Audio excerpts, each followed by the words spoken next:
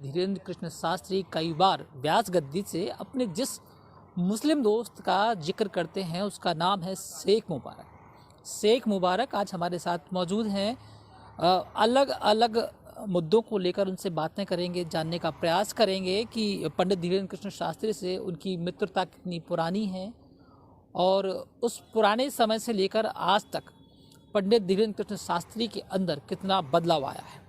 शेख मुबारक जी, बहुत बहुत स्वागत है आपका नवभारत टाइम्स में। आपसे जानना चाह रहे हैं कि आपकी दोस्ती पंडित धीरेन्द्र कृष्ण शास्त्री जी से कितनी साल पुरानी है? मेरी जो है उनसे करीब 2007-8 में मित्रता मतलब हो गई थी, तो 12-13 वर्ष लगभग होने को है। और इस दौरान जो है करीब 10-12 साल का साथ रहा हम लोगों का जो है। इसके बाद उनकी जीवन में व्यस्तताएं बढ़ी, तो अब वो जो है अपने कार्यक्रम करते हैं, समय समय पर बुलाते, हम भी जाते हैं जी। अच्छा, 12 साल पहले पंडित धीरेन्द्र कृष्ण शास्त्री क्या थे और आज क्या है? पहले किस तरह का व्यवहार था? पहले व्यवहार जैसे एक आम बच्चे का होता है, आम व्यक्ति का होता है, तो क्या है कि अब आज जो है वो तो पहले ज़मीन और आसमान का अंतर है। तो उस समय तो सभी से, चाहे वो वृद्ध लोग हों, तो उनसे भी हंस के बैठ के बातें करना, सामाजिक विचार साझा करना, प्राप्त करना। अब उस लेवल पे हैं तो आजकल जो है उनके कार्यक्रम, पहले ऐसा होता था कि एक साल में 2 ही कथा हों। अब आज ऐसी स्थिति है कि जी कंटिन्यू कथा वो कई राती उनकी परमानेंट। अच्छा, तो मतलब यही है कि समय की कमी, मतलब पहले की अपेक्षा आज कमी हो गई है।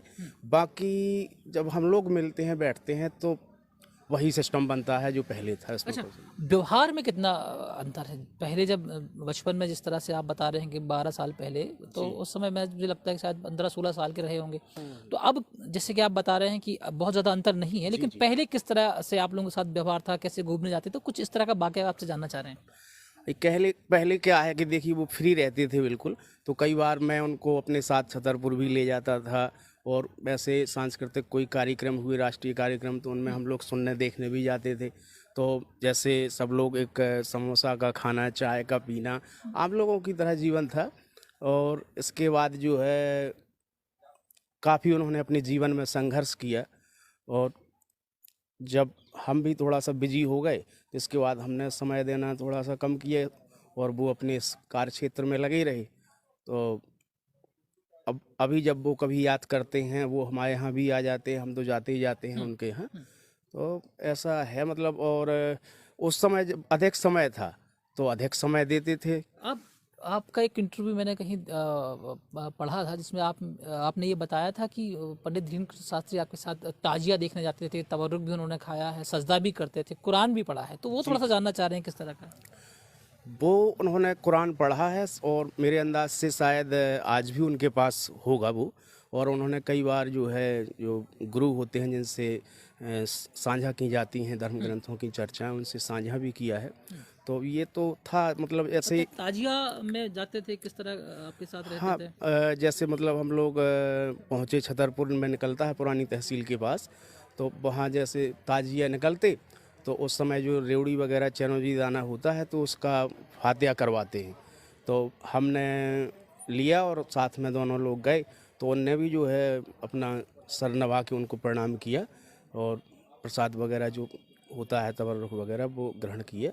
और ऐसी मतलब कोई वो चीज़ें नहीं थी कि वो कहीं से भी जो है हिंदू मुस्लिम वाली कोई बात हो, ऐसा कुछ नहीं था। यदि ऐसा होता तो हमारा तो इतना समय का वो बन ही नहीं सकता था संयोग। तो ऐसा है। शेख मुबारक जी, आपसे एक बात और जानना चाह रहे हैं कि जब पुराने समय में पुरानी दोस्ती है आप दोनों लोगों की, तो ईद के समय वो आपके घर आते होंगे, दिवाली पर आप भी जाते होंगे। तो ये जानना चाह रहे हैं कि पहले जब ईद होती थी तो आप आपके घर आते थे, आपकी माँ उनको शायद सेवैयाँ और तमाम चीज़ें खिलाते, वो किस तरह से बातें होती थी, क्या होता था? वो जैसे कभी अगर एक तो वो जैसे ही ईद आएगी तो वो पहले ऐसे ही कह देते थे कि भैया हमारी ईद आ रही है, समैयों वाली माता जी। और यदि किसी कारण बस वो नहीं पहुंच पाए तो कई बार हम बनवा के भी घर से ले जाते थे। तो ऐसा था। और जैसे उनके वहाँ वो त्यौहार, जैसे अभी ये आपका मकर संक्रांति था, गड़िया खुल्ला सकला वाला, तो ये भी हम लोग साथ में मनाते हैं, साथ में खाते हैं। उनने कई बार हमको इस समय बुला के खिलाया पिलाया भी है। तो ये तो पूर्ण रूप से अगर हमारे यहाँ कुछ हो रहा है तो वो आएंगे और उनके यहाँ होना है तो हम जाएंगे। अच्छा, अब कितना परिवर्तन है? अब चूंकि पंडित धीरेन्द्र कृष्ण शास्त्री एक बड़े कथावाचक हो गए हैं, बहुत प्रसिद्ध हैं, तो अब बात होती है, और होती है बात तो किस तरह से बात होती है? बात यदि हम ना करें तो उनका 2-4 महीने में फोन आ जाता है कि क्यों भैया जो है आप बिल्कुल देख नहीं रहे हैं, क्या बात है। तो और दूसरा जो है, आपने देखा हो कथाओं में वो एक मेरा नाम लेने का जो है वो कई मंचों से नाम भी लेते हैं कि एक मित्र हैं हमारे जो है। तो जी आप कहीं की भी मतलब मंच की अगर पूर्ण 7 दिवसीय कथा में देखें तो वो एक आध बार नाम जरूर लेते हैं। अब जैसे वो इतने व्यस्त रहते हैं तो अपन इसके लिए ये है कि जैसे जब हम उनके यहाँ जाते हैं तो ये तो ठीक है, कहाँ अपन है, कहाँ मंत्री मिनिस्टर कमिश्नर लोग भी लाइन में इंतजार कर रहे हैं। तो ये है कि उनके पास मुझे जाने के लिए आज भी कोई रोक टोक नहीं है जी। तो अच्छा, जैसे अभी आप बता रहे थे कि अब बहुत लोगों की भीड़ रहती है, आपसे एक बात और जानना चाह रहे हैं कि अब पंडित धीरेन्द्र कृष्ण शास्त्री व्यास गद्दी से जिस तरह से बॉयकॉट, बुलडोजर या इस तरह की बातें करते हैं, तो आपको नहीं लगता कि कुछ अति उत्तेजित होकर इस तरह की बातें आ रही हैं, कुछ सुधार होने की आवश्यकता है? देखिए क्या है कि ये उनके जीवन में बचपन से ही शामिल था। अचानक से कोई बात को मतलब इतनी जल्दी वो उत्तर देते थे, तो वही जो है चीज़ें हैं। बाकी ये है कि वाणी पे संयम तो होना ही चाहिए, इसमें कोई संदेह नहीं है, लेकिन अभी वो परिपक्व युवा भी नहीं है और ये उनके बचपन से ही इस तरीके के जो है बोलने के वो थे।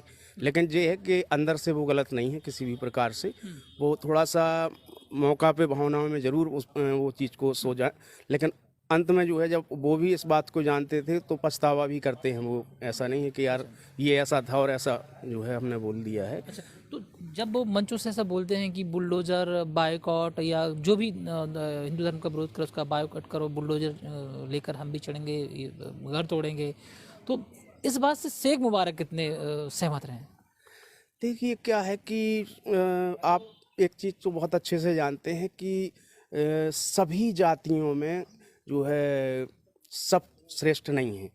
हर जाति में इस प्रकार के लोग, खराब लोग शामिल हैं। तो ये कहावत भी आपने सुनी होगी, एक मछली सड़ने पे सारा तालाब गंदा करती है।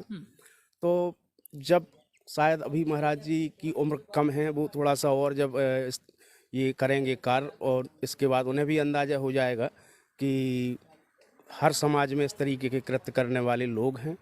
और अब जी ठीक है, वो जो बोलते हैं वो इस उद्देश्य के गलत करने वालों को किस भाषा में जवाब हमें देना चाहिए उसका देने का वो प्रयास करते हैं। अच्छा, पंडित धीरेन्द्र कृष्ण शास्त्री से आपकी इतनी पुरानी मित्रता है, जैसे कि आप बता रहे हैं कि अभी भी आपकी उनसे बात होती है, आपके पास आते हैं।